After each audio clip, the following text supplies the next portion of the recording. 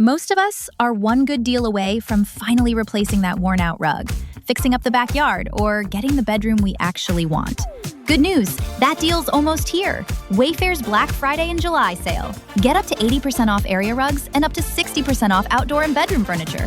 Shop Wayfair's huge selection of styles and find the piece to fit your style, budget, and space. Plus, free shipping. Black Friday in July ends July 27th. Shop today at wayfair.com. Wayfair, every style, every home. Hello and welcome back. This is episode 234 of the Living Unconventionally podcast. I am your host, Chris Piak. Before we get into today's topic, how to be a game master who doesn't starve and how to make a living playing Dungeons and Dragons, let me help you a little bit. I have a free resource for you that you can download right now at livingunconventionally.com/gm. One more time, livingunconventionally.com/gm. So, lots of stuff has changed since we last spoke. First of all, after 10 years back in Germany, I moved again. I now live in Santander in the north of Spain and I'm just loving it. Also, 2 years ago, I sold my business as a career coach to a former coaching client of mine. That's why you haven't heard from me for a while. But now the non-compete period is over and I'm happy to talk to you again. And today we talk about a very special way for creative people to make a living. Dungeons and Dragons. If you never played Baldur's Gate and you never watched the Dungeons and Dragons movie, Dungeons and Dragons is the most popular role-playing game in the world. Has been around forever, for more than 50 years. And it is a way to make a remote income as a professional game master. And a pretty decent income as well. Not so much in the height of income, I earn around $4,000 per month, but in the stability of the business. If you are a good game master, you can keep your players for years and form great friendships along the way. Now, I came to playing D&D, Dungeons and Dragons, after I sold my coaching business. For 2 years, I wasn't allowed to work in my profession due to the non-compete clause, and I needed to do something. So I started to write a novella, and I played a lot of Dungeons and Dragons. And then, on 15th of August 2024, I offered my first paid game as a professional game master. Within just 3 months, I went from zero to more than $1,000 every month with just a few regular campaigns. And now, nearly 2 years later, I earn about $4,000 per month just hosting games for other role-playing enthusiasts. I'm one of Start Playing's top game masters. I hosted over 600 sessions and I got more than 100 5-star reviews.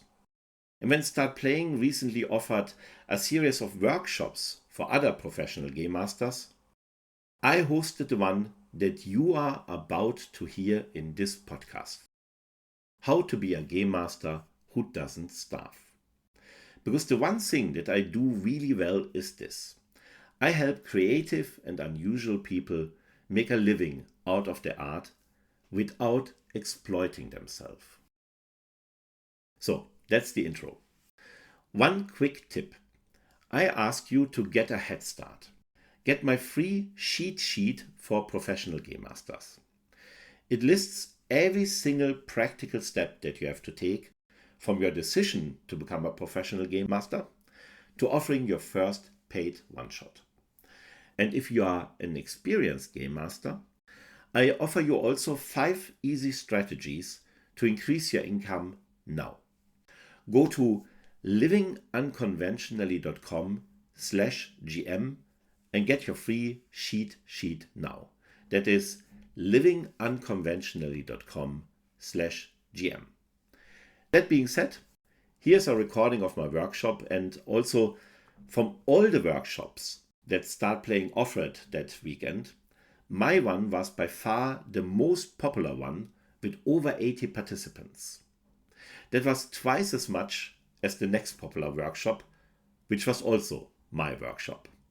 So enough said, My name is Chris Piak, and here's the recording of How to Be a Game Master Who Doesn't Starve. And with that, very welcome to this workshop called How to Be a Game Master Who Doesn't Starve. My name is Chris Piak. Before we really get started, don't worry, I will not be talking the whole time. I have a short presentation for you where I will talk you to the things that, in my opinion and in my experience in over 30 years as an entrepreneur and in more than 15 years as a career coach, really make the difference between those who make a good living from their work and those who struggle despite great potential and great skills. And this will be about 30 minutes, so I beg you to be a little bit patient with me. And then afterwards, we will have a Q&A, and I will promise I will stick around until all your questions are answered. Before we actually start, the last thing I want to say is that I'm really, really humbled and blown away by the interest of this workshop in this Dungeon Masterclass that Start Playing organized. This is by far the workshop that gained the most love of you and has the most participants. And when you look at the second next workshop that comes after that, has already much less participants in comparison. And that's also by me. So it seems that there's a pain point here that people want to make their love for TTRPGs a profession, but they struggle to put it into action. Welcome again to How to Be a Game Master Who Doesn't Starve. My name is Chris Piak, and in the beginning, let me take you into the Pacific Ocean. You find yourself here on the International Date Line. The sailboat that you are hovering over right now is crossing left and right along the International Date Line, which means it goes in time back and forth on a constant challenge. And as you zoom in and we float closer into the yacht, we look to one of these round little bullseyes, and inside, to our surprise, we find a tiefling woman and a dwarf looking into their notebooks, typing away frantically, laughing, throwing dice. This tiefling and the dwarf, Allura and Magnus Stonebeard. They're two of my players. They are from Australia. They are both very wonderful people. They work hard jobs, and they gave themselves this beautiful vacation in the Pacific Ocean. And as it turns out, when you spend a lot of time on the Pacific Ocean, where for days around you is only the blue sea and not a single soul, there's only the blue sea and not a single soul. So what do? You want to have some entertainment, and you want to have some fun, and you want to converse with other people than the one person that you spend all 24 hours of the day with, as lovely as they might be. So you play Dungeons and Dragons in the Pacific Ocean. And the reason that I tell you this story, that I choose these two players of mine as an example for what Dungeons and Dragons players can be, will become obvious in a very short time. But before I tell you the reason why I start with this particular detail, let me tell you a very short thing about me and why I am competent to help you find ways to make a decent living as a dungeon master, as a game master, without constantly exploiting yourself. My name is Chris Piak. As you can hear from my very sexy accent, I'm from Germany originally, and I lived all over Europe in the last 30 years of my life. And now for 4 years already, I live in the north of Spain in Santander. I used to be a journalist on radio and TV for many years, and then I was a career coach for international professionals for nearly 15 years, where I helped people from all over the world to find jobs in my home country in Germany. And what these people had in common with people who are artists is that they are usually unusual people. They are not what normally fits into this narrow ISO norm of what you expect. Not because they would be less competent. On the contrary, they were very competent people, but they were different. They spoke a different language. They came from a different country. They visited a university that you have never heard of. Therefore, people didn't know what to make of them. And therefore, it was often more hard for them to be successful. And artists face the same struggle. And artists face an additional obstacle that they didn't have, which is that many artists and many game masters are super creative, wonderful people, and they love their players and they love the people for who they do their art, but they forget sometimes to love themselves as well. I want to help you today to take a little bit care of yourself. So, as I said, I was a career coach for 15 years. I wrote a book called How to Win Jobs and Influence Germans. A joke that is completely lost on the Germans because in Germany, Dale Carnegie's book is called slightly differently.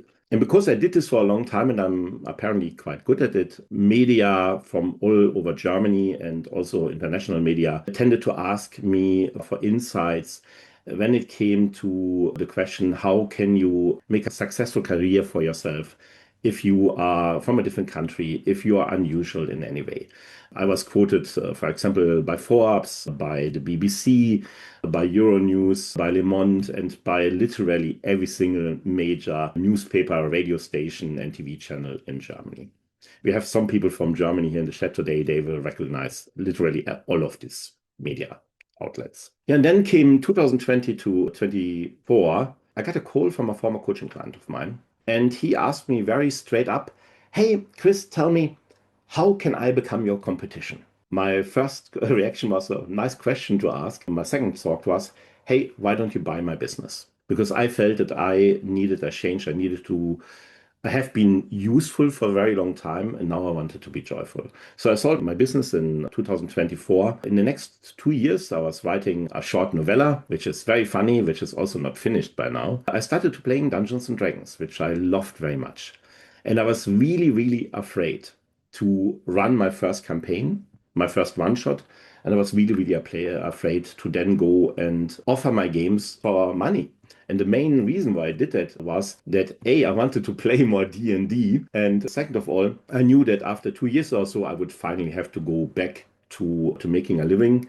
And quite frankly, the thought of going back to being a career coach and helping people find normal jobs in a country that, quite frankly, didn't appreciate them enough, that was really depressing. So nowadays, I'm much rather joyful than being useful. But for you, I hope I will be useful. So, a long introduction. What I will do for you today is I will help you think about being a dungeon master in a way that sets you up for success. And that means, in my opinion, that if you want to be a happy game master who wants to do this for years and doesn't burn out, then you need enough money to make a decent living and to not worry about how you pay your rent. You need enough time to actually do the things that you do with love instead of hurrying from one thing to the next. Because of 1 and 2, you will then have the time or the ability to actually enjoy what you are doing. And a happy game master apparently also is somebody who gets laid. I'm married for 15 years, by the way, so I read this for my own entertainment. I found this book by John Gottman and Julie Schwartz Gottman about relationships. They are two clinical psychologists who have researched relationships for 30 years. Regardless of being a dungeon master, is a book I can really recommend you, or the two of them I can recommend. And they decided to open their book about how men can be better husbands to their wives with a story where the beautiful player falls in love with the powerful dungeon masters, as we all have done in the past over and over again. I found this amusing, that's why I shared it with you. That's the only reason. What makes a dungeon master or any artist successful in the long term? You get a very good example of that in the world of politics right now. You see two countries, Ukraine, who fights a terrible war to defend itself from an evil aggressor, and the United States, who fought a war because Donald Trump didn't want to talk about the Epstein files. And you can clearly see, when you look at the results, who had a theory of winning and who did not. Ukraine, you see now that after 3 years of preparation, Ukraine is going on the offensive. And in the United States, you see now that Donald Trump left the world, the United States, in a much worse condition than it was 2 months ago for something that nobody understands what it was supposed to bring. And in your personal life, this is unfortunately also true. People have a theory of victory. They first of all know who they are. They know who your clients are, and they know exactly what they want. And if you don't do this, then you don't really go very far, or you don't go as far as you could do. Before I talk more about that, here's a fair warning. I know that you all wait for me to show you some concrete numbers of how much I earned in 1 year of playing on offering games on Start Playing. And I will do this. I promise that. So I will actually also do this. And People often tend to jump over this part where I talk about the big foundation. Don't do this in your own interest. I have been self-employed for 30 years in different businesses along the way. I've been a career coach for 15 years, and I have seen hundreds of people who were successful and thousands who were not. And what separates those people who are long-term successful and happy with their success is that these people always had a very clear theory of victory. They knew exactly what they wanted. If you don't do this, then you put yourself in shackles and you run from one corner of the world to the other, from one enterprise to the next, and you will always try to catch up with what is happening instead of being in control of your life. This artwork, by the way, is by my beautiful wife, Yevgenia Pek, who is an artist. How do you define objectively a good living? You can't, because money that I might need for a good living might be very different from the money that you might need when you are living in New York or when you're living somewhere else, if you're single or if you have a family. All makes a huge difference. So to have some kind of objective way of looking at this, looked at the median hourly wage in the United States and the median hourly wage for a university educated person here in Spain, where I'm living now. So that would be about $30 per hour that you hope to achieve. And you see here how my first full year as a GM on Start Playing went. I started on 15th of August 2024. That was basically my tryout phase. And then 2025 was the first full year. Now 2026 is the year where I'm actually at a level that I'm really comfortable with. So theory of victory: know who you are, know who your clients are, and know what you want. What does this mean? First, you have to know who you are. And I know exactly who I am. A while ago, I joined a campaign with a wonderful GM, a really amazing GM with other players who were fantastic. They were like real friends. We helped each other. We had adventures with each other. And nonetheless, I left that campaign. Why? Because this was really, really dark story, a horror story, where there was torture, where people suffered, where children suffered. And I realized while I was playing this game that despite the great skill of the GM and despite this wonderful group of friends that I had there, I came out of the sessions depressed and sad and overwhelmed. So I realized that I am not the kind of player who wants to play dark stories. I'm also not the kind of player who will make very heroic adventures like Lord of the Rings. I'm a clown. I'm a very competent clown, don't get me wrong, but I'm still a clown. I like to meet up with my friends and make jokes and listen to their funny ideas and come up with a spontaneous story twist that throws everything around the terrible way that I can find. And some of you who are here, you played with me, so you know that this is true. I realized the kind of games that I want to play are games that like a 1980s action movie. Makes very often no sense, very ridiculous setup, but you have a great time along the way. And if you want to be successful long-term as a GM and don't want to constantly look for new players, this is the first thing you need to know. You need to know exactly who you are, what kind of games you are offering. And I had a message in advance from one of the people who joined today who wrote me that, yeah, I have to struggle that people don't stay around. People often leave after 10 to 12 sessions and they don't stick around till the end of the campaign. Educated guess would be that this probably means that when you wrote your offer and when you wrote about yourself as a GM, that it wasn't clear enough to the players what kind of a campaign you run, what kind of mood you bring across. If you know yourself very much, then you can much clearer communicate, hey, this is what I do, this is what you can expect when you join my campaign. And then you will find players who want exactly that. And they will love you. They will stick around forever. I have now 41 players at the moment. Many of them play for more than a year. So the second part of that is, of course, know who your clients are. Understand what kind of people are the ones who are drawn to you, who will go with you. In my case, I tend to attract people who are very capable and very intelligent and who work a job where they can't really express their creative side. Either because their work is very brainy, it's very repetitive, and they can't express their creativity. And they are coming to me not looking for high drama, not looking for a story that will scare the shit out of them. They're coming to hang out with their friends and have a great time and be silly and have a great laugh and wind down, basically, as you would say, from their stressful life. And I understand that, and that's what I deliver. So, and the last thing, of course, is you need to know what you want. Yeah, Freddie, I know you want it all and you want it now. The thing is this, you can actually have it all. You just cannot have it all at the same time and all right now. So what I see with people who never took the time to sit down to formulate theory of victory is that they have a goal and it's very hard to achieve it, like learning to ride a bike. You fall down a lot. So after a while, they give up and they try something else. Or they are conflicted. They say, yeah, I want to make a decent income, but I also don't want to stress myself out. And I want to spend time with family. And that's all legit. And you can achieve all of this. You can bring all these different things together, but not at the same time. So you have to pick one thing that you want to focus on first. The one thing that if I put a bullet gun to your head and I force you to make a decision, you say, this is the one thing I focus on now. And then you work step by step until you achieve this one thing. And then from there on, you optimize. In my case, the first 5-6 months of playing between August 15, 2024 and Christmas, I just wanted to play as much as I can to gain experience, to learn as much as I can. Then in 2025, I started to understand, okay, by the end of the year, I will have to make a living out of what I do here. So I started to optimize what I do, raise my prices, structure my games differently, and learned how to optimize it over time. And I will tell you more about that a little bit later. And now that I achieved this goal and I know, okay, I can cover my bills with this and it's all fine.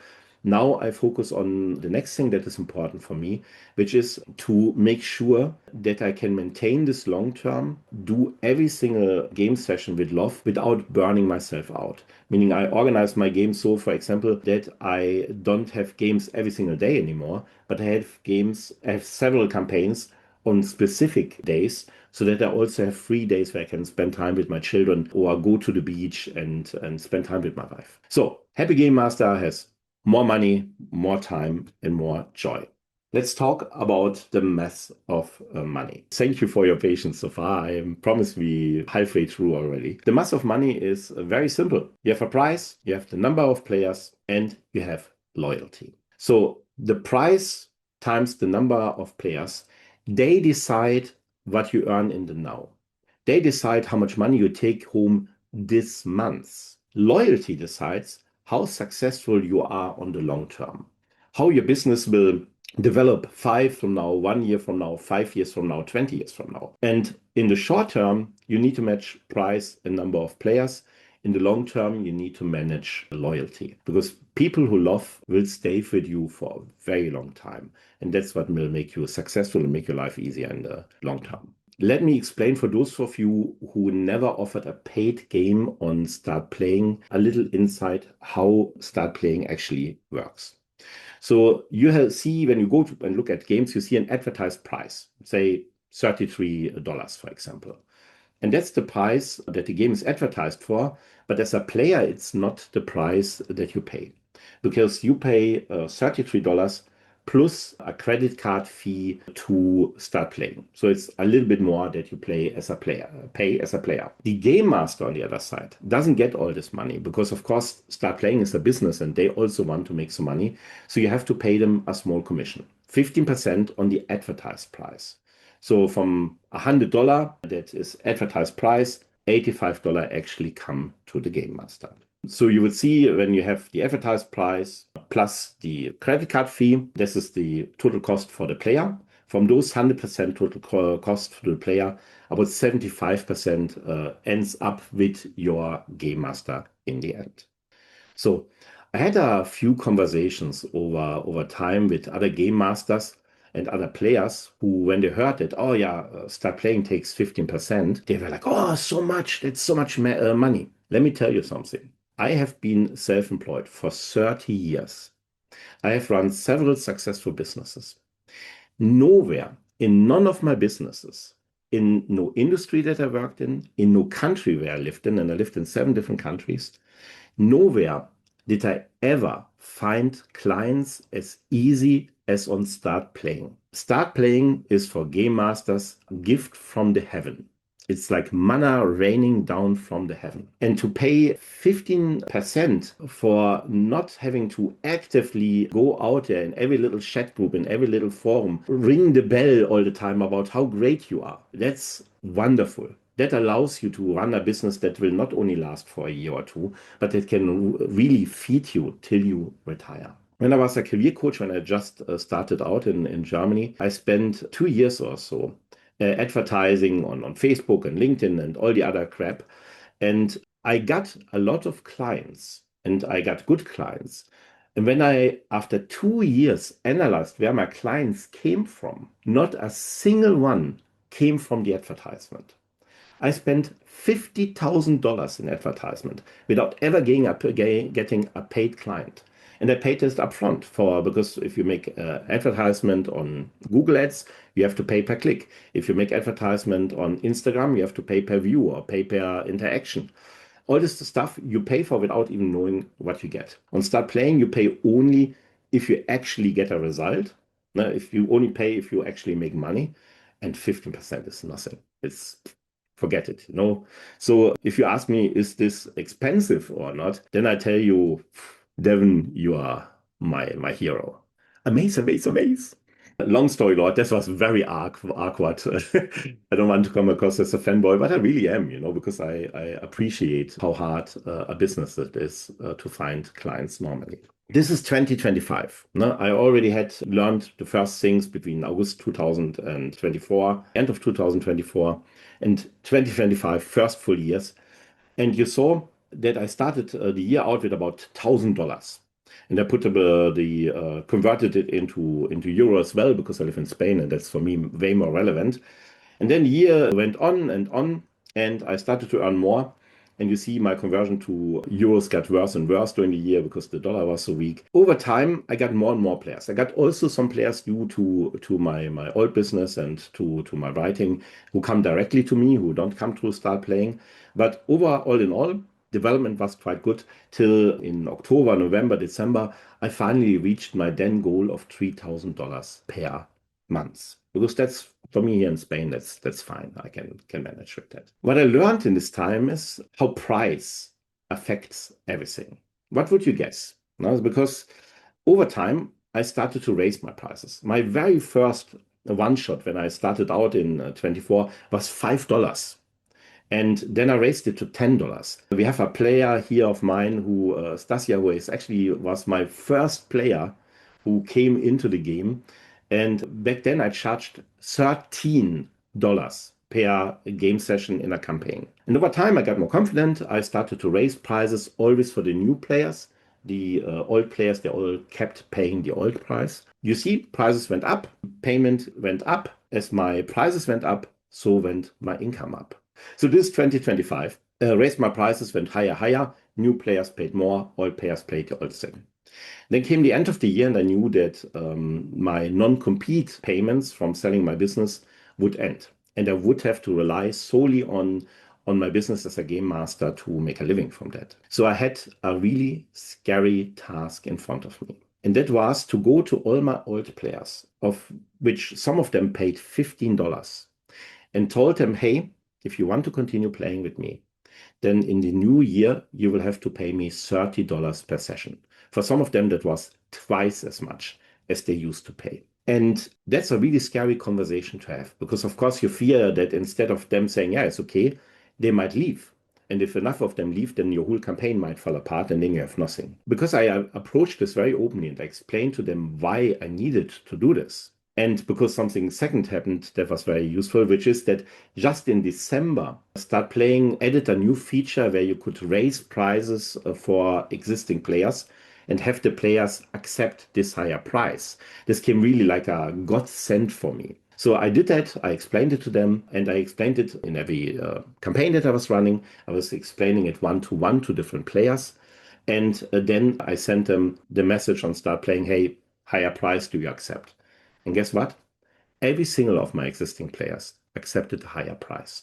Not one of them canceled because due of price. So what used to be my average price for new players now became my minimum price for every player. That was really, really scary. And as a result, my turnover increased again substantially.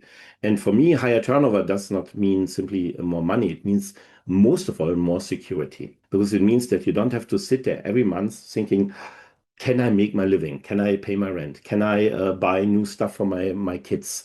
Because they grow all the time. They constantly need new shoes, new bikes, new everything. So a higher price is not a luxury. It's not greediness. It is providing yourself with little gap of security that you really need if you want to live on long term. Higher price equals more income. This shocking insight is presented to you by Chris Piak. Yeah, it was really shocking when I grasped that insight. That's a D&D joke here. The smart people among you will say, well, yes, of course, you ask more money, you get more money, but only if the players actually go along with it. Chris, how did your played sessions develop after you raised the prices? And that you can see here. You see here from January till December last year, my prices. And as you can see, the number of sessions played per month increased continually. So I started the year off with something like, 76 sessions per year. By the end of the year, with higher prices, I had 100 sessions per month. And with this 100 sessions, I made $3,000. And then in 2026, I raised my prices in June again, just a little bit. And you see that the number of sessions went down a little bit. And then it started to recover again with much higher turnover. This is a bit misleading, because what happened here is that because I was now earning more money, I was able to reduce the number of one-shots that I played in order to attract new players. And I could focus more on just my campaigns, which means I suddenly had more time, more ability to breathe, and also recover a little bit, because playing all the time, this is very exhausting. Yeah. If you have more money and you have more time, the outcome is very often you have more joy, because you are not constantly stressed, you're not constantly afraid. And your players really feel this. If you are worried and if you are down, your players, I don't need to tell the experienced GMs this, they immediately pick up on this.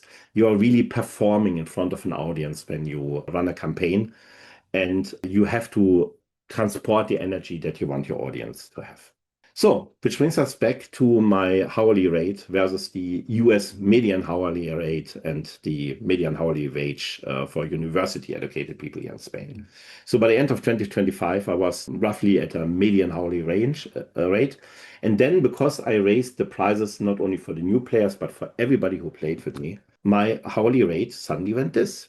And look at this. Very soon, 2 years after I started working as a GM, there's somebody new joining, just 2 years after I started working as a GM, I now earn as much as a very cheap plumber. So there was something more that I wanted to tell you very quickly, and then we are finally ready. Yeah, this is basically my story, how the mass of money, together with your theory of victory, moves you from more money and more time to more joy. And as a result, it's now, nearly 2 years, 15th of August will be exactly 2 years that I played. I run more than 600 sessions. I got more than 100 5-star reviews. I have wonderful players who play with me for a very long time. And I enjoy being a GM. And I'm 53. I can see me doing this until I retire. And then even more just for the joy of it. Because the loyalty that you get from your players, if you have the time to really be present there, because you don't have to worry about money and other stuff, is what makes this so different and so great for a game. And if you do this all, then you might end up with messages like this that I got from one of my players after a session. He sent me a printout of his Herzschrittmacher, of his heart monitor. You can see at the time when the session started, the heart rate went from 80 up to 140. And he wrote me, Chris, consider this positive feedback. My heart rate over the last few hours. And that's why we do it. Great. This is everything I wanted to share with you, and thank you all for your patience. We come now to the part where I will answer your questions. If you want, before you leave, head over to my website, livingunconventionally.com/GM. I have a little sheet for you if you just start out as a GM that takes you from zero all the way to all the different steps you have to take until you can offer your first one shot. And if you are an experienced GM, you can also sign up, because I will share with you 5 tips that you can immediately take to raise up your income. Along the way, I write a newsletter about once per week. I don't want to spam you. I don't want to get on your nerves. And I will share more insights, more advice on the business side of being a GM. And I share little short stories that I wrote, which they are funny because they are written by a German, and that's what we are known for. And yeah, head over there. So let's get to your questions, guys. Yeah, now I'm there for your questions. Please feel free to type your questions into the chat, and I will answer them as they come along. What does your prep time look like? Very good. First two questions from Connor and from Zahari. If you count everything in there, like the preparation of the game and answering the questions of the players that come around, you can calculate an additional hour for every full session that I play. If it's a one shot, then it's a little bit less, then it's maybe 30 minutes. The experienced GMs know whatever you prepare in the first 2 minutes of the game, you make funny jokes and your players will go like, oh, that's an amazing idea. And then everything you prepared goes out of the window.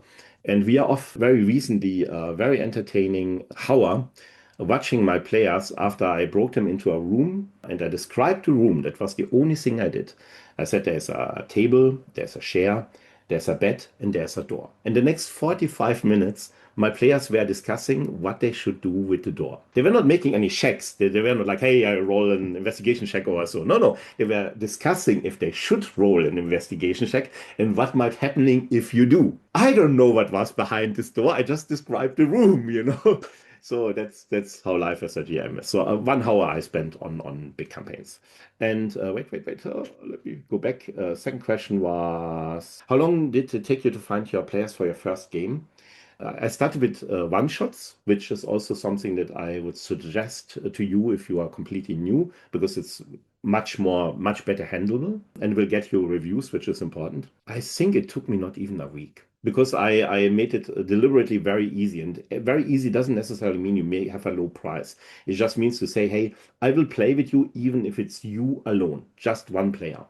So it took me, I think, less than a week. I would have to look it up correctly. Thank you. Yeah, this brings me back to this theory of victory. If you really want to write great advertisement, I think people often have a wrong understanding of how sales work. It's not that you have a flashy ad and great graphics and make immense promises. The best advertising that you can do is to know exactly who you are and to describe very clearly who you are and what kind of games you are running. And then find a nice picture that you put together with that, and people will find you. The better you understand what you are about, the clearer you can communicate it, and the easier it is for people to understand if they want to buy from you or not. When I was helping international people to find jobs in Germany, this all worked through personal introductions, meaning they would find the hiring manager behind a position. I would reach out to this hiring manager for them, and then I would introduce them. And what I learned in thousands of conversations is that people are two things. Number one, people are super helpful. They want to help you. And two, they are super lazy. People don't want to think. That's why TV is so popular, If you want people to buy your stuff, be very clear in your communication. Be very clear what you offer, why it is great, and then actually tell them also to sign up. You would be surprised how many people forget to this little thing. Sign up. Best advice for scaling up from part-time to full-time without burning out. So if you are so lucky that you already have one or several campaigns running and you want to move it up, the first thing to do is to look at your pricing and see, do I charge what I really worth? If you look at the time that you invest, and you look at the fact that not only do you have to earn your own wage, but you also have to earn your health insurance here in Spain. You are, even as a freelancer, you're part of public healthcare. So you have to pay for that on top, and you have your costs, which are admittedly very, very little when you are a dungeon master, but you have to pay taxes. So in the end, you need somewhere around $45 minimum, I would say, to make a living. So the first thing is look at your existing players, ask yourself, do you charge enough money to actually get there? And if you don't, then pick a price that you think is really fair and then communicate to your existing players why you have to raise your prices. And don't just send them a message, yeah, prices go up. Talk about this in the group, explain the background, explain the why, and then talk to each player individually as well. And only then, after you told him, hey, I talked to everybody from this month on, it will be this and this, then you send out the message on Start Playing, please accept a higher price. And if you do this, people are fair, especially your people who play with you, you know. They don't want you to starve, they don't want you to worry, they don't want you to not be able to make a living. Fun fact that I also learned, not only with Dungeons and Dragons, but really over 30 years of business. If you ask higher prices, you will have happier players. People who are willing to pay more money complain way less than people who pay very little money. I found this in every single business that I had. And they are also more loyal and they stay around much longer. That's something that I can give as advice for that. That's where I would start out. And then I would look at several different other things as well. What about the boat with the tiefling and the dwarf? Hi, thank you, Dave. Allura and Magnus Stonebeard. That's exactly what I mean. You know, there is a belief about people who are not selling stuff themselves, that people always go for the cheapest offer. And that's not true. People don't go for the cheapest offer. People go for the best offer they can afford.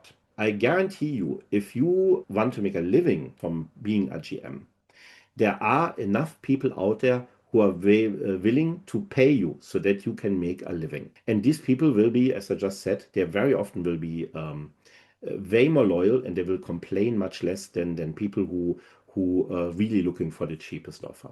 So don't be afraid to higher your prices. There are plenty of people who can afford it. I cannot imagine to take 3 weeks off to ride across the Pacific in my own sailboat, but there are lots of people who can, because we always guess from ourselves how other people live, and that's just not true. There are all kinds of people out there, you know. Otherwise, we all would speak German, and believe me, we Germans tried, didn't work. Question: are you suggesting that GMs specialize in one time of GE, comedy, horror, heroic? I suggest that you become the most honest and most pure form of yourself, because that's what attracts people. I started my career in media as a journalist in radio. And that was a great school, because you cannot be a radio personality, a radio DJ, without being really honest and being really yourself on air. People see through bullshit immediately. Of course, you choose very carefully which aspects of your personality you show to the outside world. But whatever you do has to be absolutely true. It has to be absolutely you. Decide for yourself who you really are, which aspects of your personality you want to transport, and pick the games that reflect this personality. Wendy, could you please clarify what you mean by session? Well, session is for me Mondays, 8 p.m. We come together, we play together. That's one session. Yeah, maybe I might have used this in a in a confusing way, because session is also every individual person who played with you is also a session when you look at your receipts that you get from Start Playing. So it can mean both things. So I'm sorry, I switched there.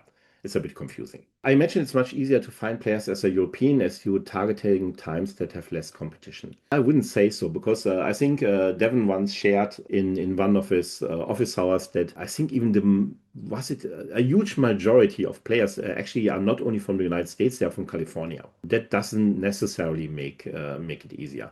And in the beginning, you know, when in this first year, when I tried out everything in 2024, this would really kill me, you know, because I would schedule games at midnight just to be able to tap into those players. And I'm a morning person. So I would be there at midnight, like, yeah, was sorry, you know, that didn't work, you know. And through this experience, I learned, okay, these are the times when I have to offer games because they fit for me, and that's not midnight, you know. I have my latest game at but in Europe here in Spain is 8:30 p.m. and after that.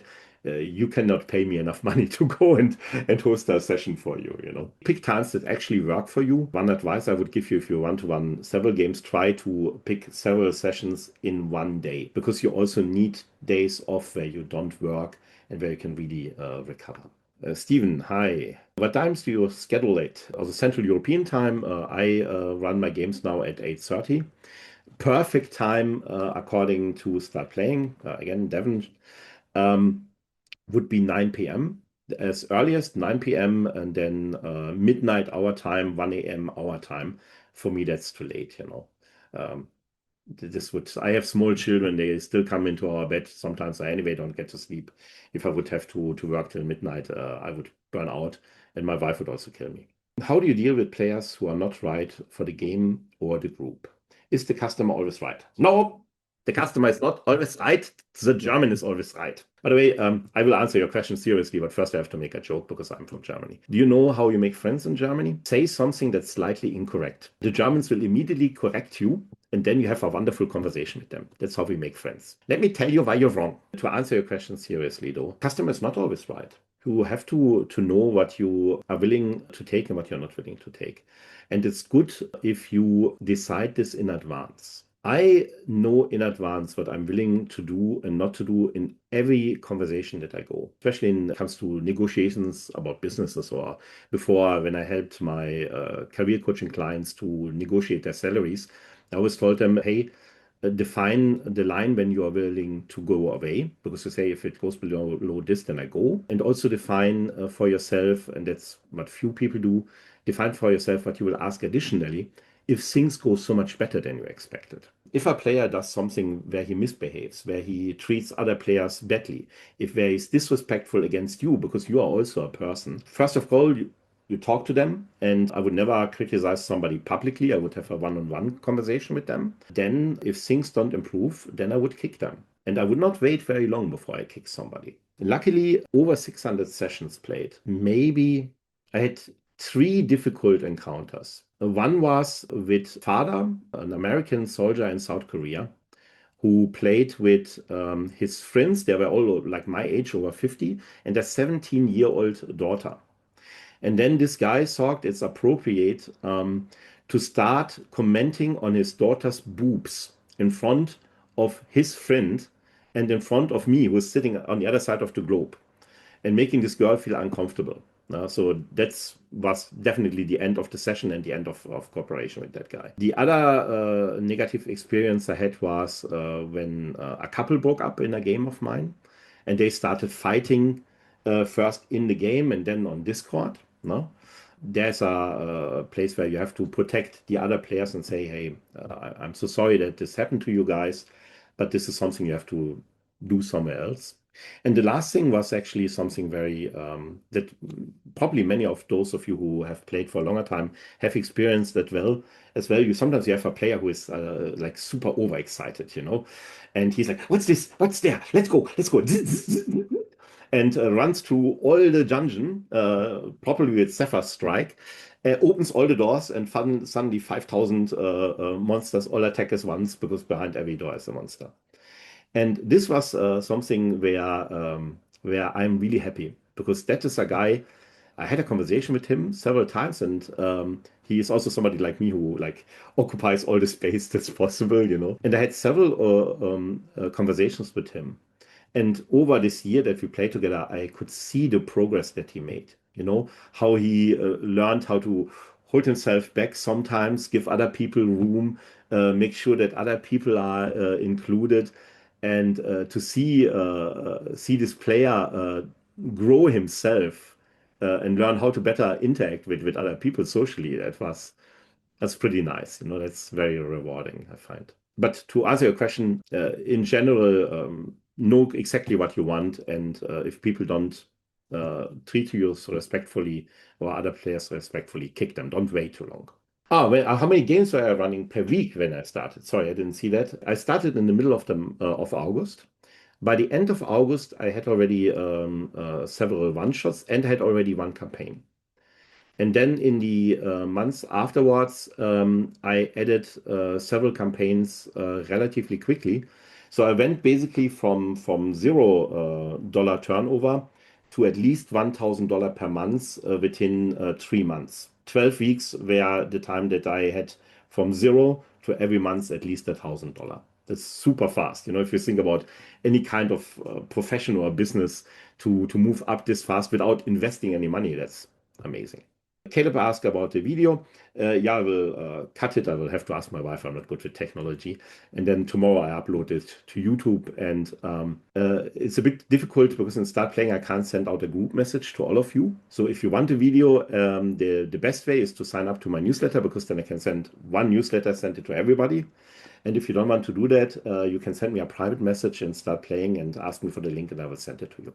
Somewhere tomorrow it will be on my YouTube channel. Thoughts on AI usage. I am not a fan of AI. I realize that it can make life very easy. You know, my wife is an artist, and I ask her to draw the picture that I used, that you saw before, the picture that I used for my one-shots. And if I pay my wife fairly, which I do, then this picture cost 500 euros, about $600. Now ask yourself, if you are starting GM, if you can spend 600 euros. Because the answer to not using AI cannot be that you exploit another artist, in my opinion. No? You cannot tap yourself on the shoulder and say, hey, I don't use AI, and I give you 20 euros for your picture, you know.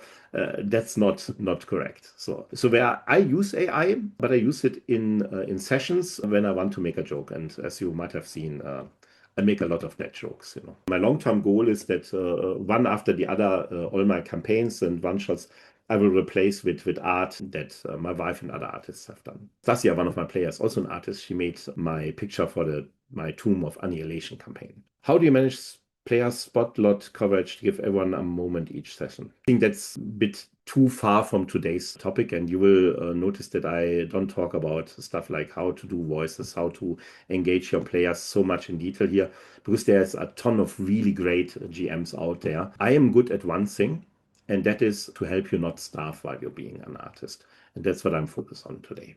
Gross. Sounds like consequence. Yeah, absolutely. Charge for session 0. Yeah, I charge from the very first session.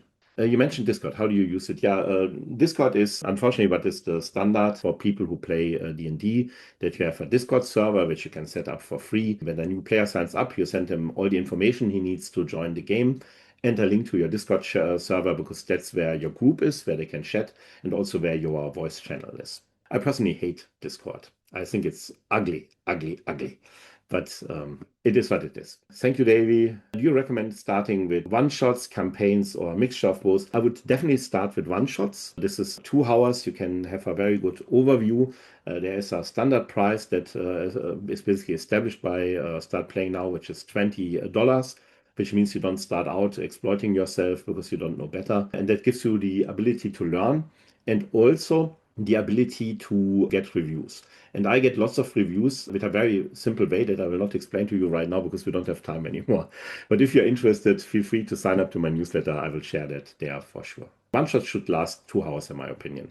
If you have somebody who is a completely new player, 3 hours would be overwhelming. At 2 hours, you have enough time to explain to them the rules that they need to know, also to have them experience them. But it's still so short that they will go at a height and will leave wanting more. And the one extra tip I will give you, if you pick a one-shot, I would pick always a one-shot to which you can offer a campaign afterwards. So that the players who come in, who are excited, can continue this story that they started with you. So, that was the last question. I thank you all for the patience you have shown to me. There are still 38 of you here. I'm really overwhelmed. Thank you very much. I will put the link to my newsletter where you can also get a goodie into the chat one more time. I would be happy if you sign up and you get a free cheat sheet that takes you from 0 to the end of your first one shot with every step that you need, and also gives you 5 tips on how to make more money right away if you are an experienced GM. Stay in touch with me either via my newsletter or via writing me a message on Start Playing. Thank you. My name is Chris Bjerk, and I wish you all a very joyful experience as Game Masters. Bye-bye. That was the recording of my workshop for Professional Game Master on Start Playing. I hope it was useful. Before I let you go, one quick tip. I ask you to get yourself a head start. Get my free cheat sheet for Professional Game Masters. It lists every single practical step that you have to take from your decision to become a professional game master to offering your first paid one-shot.